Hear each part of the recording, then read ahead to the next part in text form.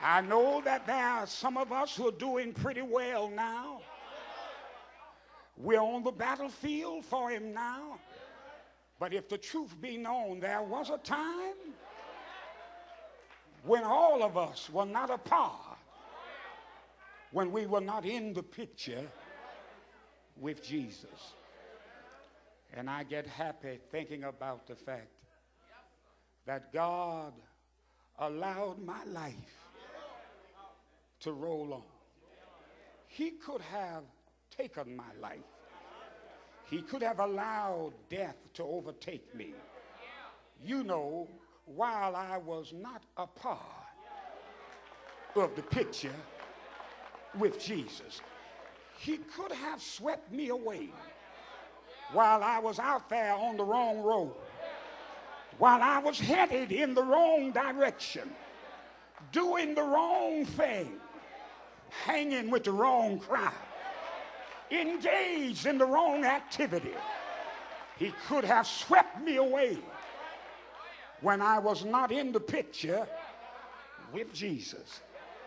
And in hell, I would have lifted up my eyes. But he preserved my life. Even when I was on the wrong road, he did not throw me away.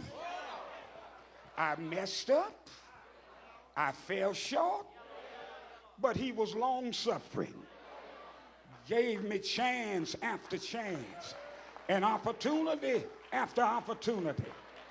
And now I'm glad to report and testify I'm in the picture with Jesus. Oh, brothers and sisters, I submit to you that the woman in our text tonight was glad to be in the picture. To understand and to appreciate it, you must understand that this was an interesting episode in the life of Jesus. Jesus, the record tells us, had been invited. And Jesus had accepted to be the guest of honor in the house of a Pharisee. Somebody's read the story. Oh, brothers and sisters, the Pharisees were a religious sect. There were two dominant sects at that time, religiously, the Sadducees and the Pharisees. The Pharisees prided themselves in being scholars of the law. And all brothers and sisters, Scripture tells us that they oftentimes could be seen and heard in public places, praying loud prayers, to be seen and heard of men. Isn't it so?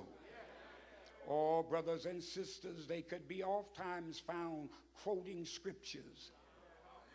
And all they did things to bring attention to themselves and to win and garner the praise of people. Jesus oftentimes accused them of being hypocrites. Isn't it so? For you see, when you're just operating to be seen, there's nothing genuine. My brothers and sisters, about you. I submit to you that if it's real, you won't just show it or demonstrate it in public. When it's real, you're the same way at home. Can I get a witness? Some of these prayers that some people are praying in public, they need to pray them at home. Can I get a witness? Somebody asked me on one occasion, Pastor, why don't you pray long prayers? Why is it that you pray short prayers? I said, well, when you pray often, You don't have to pray long. Somebody knows what I'm talking about. I talk to him at home. You see, there's some things I can talk to him about at home that I dare not talk with him about with you. Somebody knows what I'm talking about. Some things are too private. Some things are too personal. And some things ain't your business. Somebody knows what I'm talking about.